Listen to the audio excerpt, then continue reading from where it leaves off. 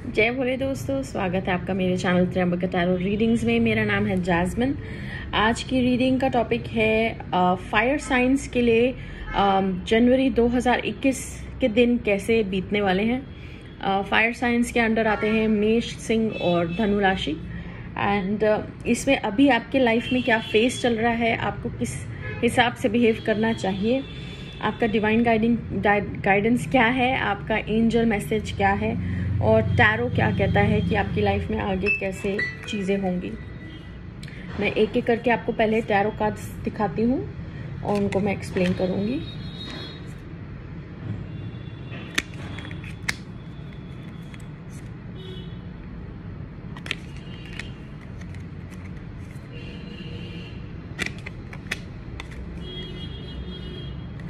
जिन लोगों को ये वीडियो इंग्लिश में देखनी है, ये सेम वीडियो इंग्लिश में भी बना है।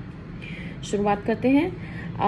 पहला कार्ड बहुत ही सुंदर है, 2 ऑफ कप्स का, जिसमें बोला जाता है जो इसमें अंडरस्टैंडिंग जो दो लोगों के बीच में होती है वो शायद किसी में नहीं होती। लवर्स से ज़्यादा अंडरस्टैंडिंग और प्यारा कार्ड ये है जो टैरो डेक में आता है। 2 ऑफ कप्स सोलमेट का कार्ड है, मतलब ये सोलमेट कोई भी हो सकता है आपकी लाइफ में। मम्मी पापा या फादर और बेटे का रिलेशनशिप, मम्मी या बेटी का रिलेशनशिप, दो फ्रेंड्स का रिलेशनशिप। ये जेंडर स्पेसिफिक नहीं है, लड़का लड़की के साथ हो ज़रूरी नहीं है, लड़के लड़के के बीच में भी हो सकता है। तो बेस्ट फ्रेंड्स हो, उनके अंदर जो बेसिक अंडरस्टैंडिंग है वो आगे आने वाले दिनों में बहुत स्ट्रांग होने वाली है।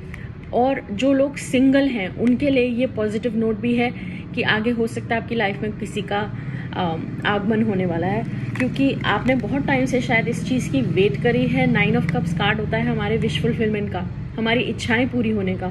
तो शायद आपकी लाइफ में कोई ऐसा आने वाला है जिससे आपको जो बहुत टाइम से जिस चीज़ की वेट थी वो पूरा हो जाए।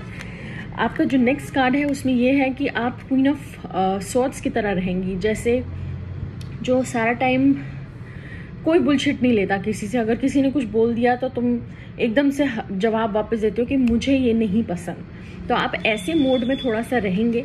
शायद आपने बहुत लाइफ में पीछे कुछ सहा है, चाहे बेशक वो रिलेशनशिप्स हों या फ्रेंडशिप्स हों या निजी ज़िंदगी में जो भी आपकी फैमिली में कुछ हुआ, आप बहुत ज़्यादा सहन कर चुके हैं। अब आप किसी को आसानी से ना विश्वास करेंगे, ना उनको वेलकम करेंगे।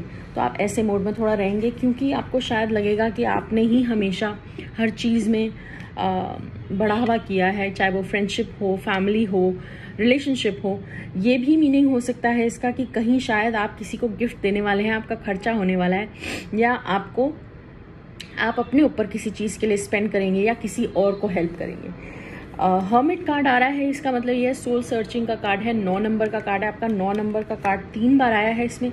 9 नंबर हमारा मार्स से रिलेटेड होता है, मंगल से। मंगल हमारे अंदर वो जज्बा लाता है, वो ताकत लाता है, वो विल पावर लाता है, सहन शक्ति, और वो दृढ़ता लाता है कि हमें लाइफ में ये चीज़ें करनी हैं। तो आप उस मोड में आ जाएंगे कि मुझे यही चाहिए, अब मैंने बहुत बर्दाश्त कर लिया, अब अगर मेरे पास ऐसा कोई इंसान आएगा मैं तभी अपने इमोशंस को आगे उसमें इन्वॉल्व करूँगा या करूँगी।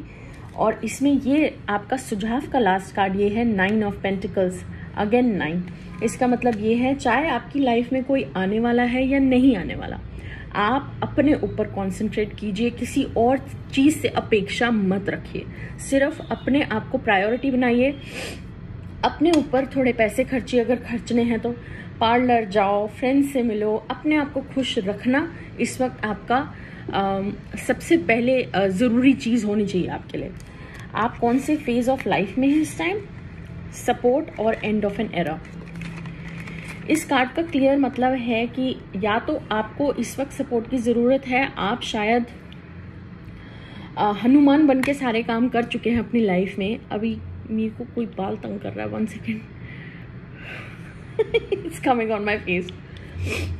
या तो आप अपनी लाइफ में हर चीज़ खुद अकेले करने के इतने आदी हो गए हैं कि इस वक्त आप थक चुके हैं अंदर कहीं ना कहीं से, इसलिए शायद आपका ये कार्ड भी आया है कि आप बस अब मैं और कुछ नहीं सुन सकता या सुन सकती, मुझे जो करना है मैं अपने हिसाब से, क्योंकि आप खुद अकेली चीज़ों को झेल के अब थक चुके हैं। अगर इस वक्त आपके कोई फ्रेंड्स हैं, फैमिली हैं, तो उनसे सपोर्ट लीजिए। इट्स ओके हर एक चीज़ को अपने आप करना ठीक है, आप क्षमता है आप में करने की, पर कभी कभी किसी की मदद लेना बुरा नहीं है। ये कार्ड या तो ये है या इसका ये भी मतलब है कि आप उस पोजीशन में हैं अपनी लाइफ में, आप उस जगह पे हैं जहां आप किसी और को मदद दे सकते हैं। अगर आप उस जगह पे पहुंचे हुए हैं अपनी ज़िंदगी में, तो ये तो कर्मा ही अच्छा हुआ कि आप किसी और को सपोर्ट दें जो नहीं मांग रहे हैं आपसे, कुछ हेल्पिंग हैंड भी आप दे सकें तो वहाँ जाएं। End of an era card का मतलब है कि आपकी लाइफ में कोई एक कार्मिक सर्कल, एक जो दोबारा बार बार आपके साथ चीज़ें होती रहती हैं, उसका ख़त्म होने का टाइम या समय आ चुका है। आप उस चीज़ को ख़त्म होने दें। अगर किसी चीज़ के बारे में आपको दुख है, आपको रोना है, एक रात पूरी लगाओ या एक शाम पूरी लगाओ, उसके बारे में रो और फिर अगले दिन नई शुरुआत करके उस चैप्टर को बंद करो। आपके अलावा ये चीज़ कोई और नहीं कर पाएगा। आपको अपना खुद का गुरु बनना पड़ेगा अपने आप को दिशा दिखाने के लिए। आपका एंजल मैसेज है unlikely peaceful resolution. Unlikely card का मतलब ये है, अगर तो आप चाह रहे हैं, मैं समझती हूँ आपने शायद अपनी लाइफ में बहुत कुछ झेला है, आप यहाँ तक पहुँचे हैं। अनलाइकली मतलब शायद नहीं। अगर आपको कोई चीज़ इमीडिएटली इसी वक्त अपनी ज़िंदगी में चाहिए और चाहते हैं कि बस अभी पूरा हो जाए, तो उसका ये कार्ड है शायद अभी वो वक्त अभी भी नहीं आया। पीसफुल रेजोल्यूशन का मतलब ये है कि आप अपनी ज़िंदगी में इस वक्त जहाँ पे भी हैं, जो भी चीज़ आपने अचीव करी है या नहीं करी है, उस चीज़ में खुश रहने की कोशिश करें। इसलिए आपका सुझाव का कार्ड था अपने ऊपर कंसंट्रेट कीजिए, सिर्फ अपनी खुशी, अपना दिन।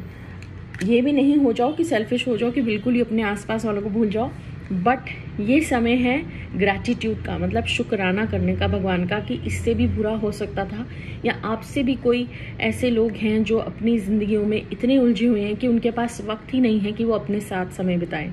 आप ब्लेस्ड हैं, आपको ये आशीर्वाद मिला हुआ है कि आप किसी के साथ ऐसे जुड़े नहीं हैं कि आप अपना खुद की ध्यान नहीं रख सकते या खुद अकेले अपने आप को मैनेज नहीं कर सकते। तो पीसफुल रेजोल्यूशन का मतलब ये होगा कि अपने आप बैठे, अपने आप को समझाएं।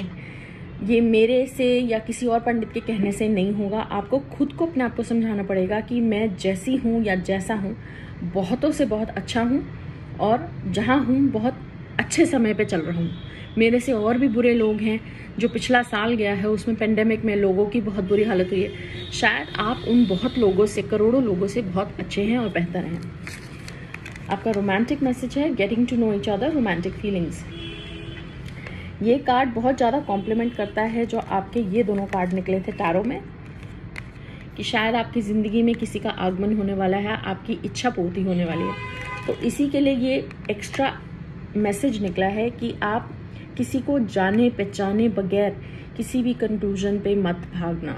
ये मत सोचना कि अब मुझे मिल गया, मुझे शादी करनी, नहीं, या अब आपको ये चीज़ मिल गई है, अब नहीं जाने देना, यही मेरा प्यार है, नहीं।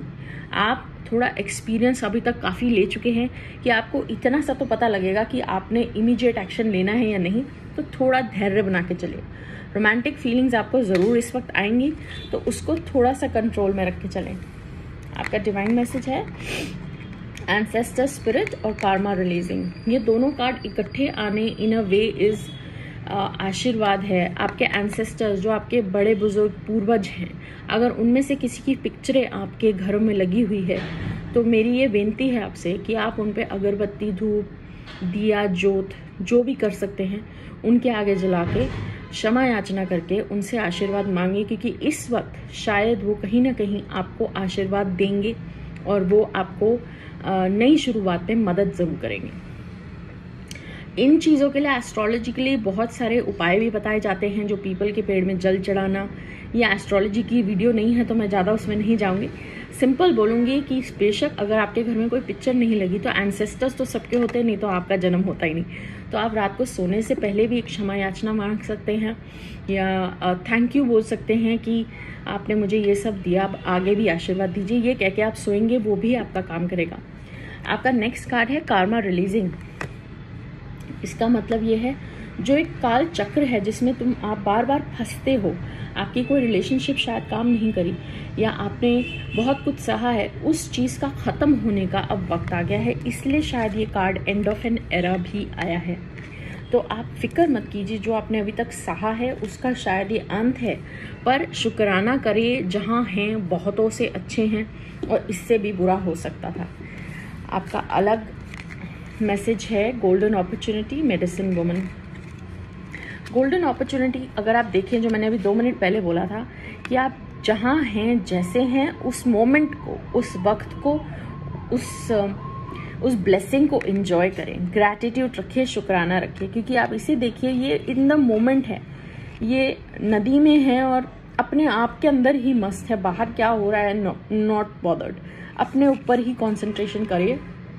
आपकी अपॉर्चुनिटी आने वाली है, पर उसको आने के लिए अपने आप को प्रिपेयर कीजिए कि बस अब तो बहुत ही अच्छा होने वाला है। नेक्स्ट मैसेज है मेडिसिन वुमन। आप शायद अभी तक काफ़ी पंडितों, ज्योतिषों या बहुत सारे ऐसे चैनल्स देख के ये भी सोच रहे होंगे कब आएगा वो वक्त। आपको इधर उधर जाने की ज़रूरत नहीं है। आपके अंदर, खुद के अंदर वो क्षमता है जो मैंने अभी 2 मिनट पहले बोला। आप खुद के गुरु बनो। जो आप अपने लिए चेंज, परिवर्तन ला सकते हैं, वो मैं या कोई और पंडित, एस्ट्रोलॉजर नहीं ला सकता। हर एक को अपनी कमियां और अच्छाइयां बखूबी पता होती हैं। ये वक्त आ गया है कि आप अपने अंदर झांकें और अपने ही अभी तक जो भी आपने सीखा है, चाहे वो रेकी हो, मेडिटेशन हो, कर्मा हो, वो चीज़ आप अभी तक काफ़ी हद तक जान चुके हैं, उसको अब अप्लाई करने का टाइम आ गया है। आई होप आपको ये रीडिंग पसंद आई हो। अगर आई है या आपको लगा हो कि आपकी लाइफ से थोड़ा बहुत मिलता जुलता है तो लाइक का बटन ज़रूर दबाइए।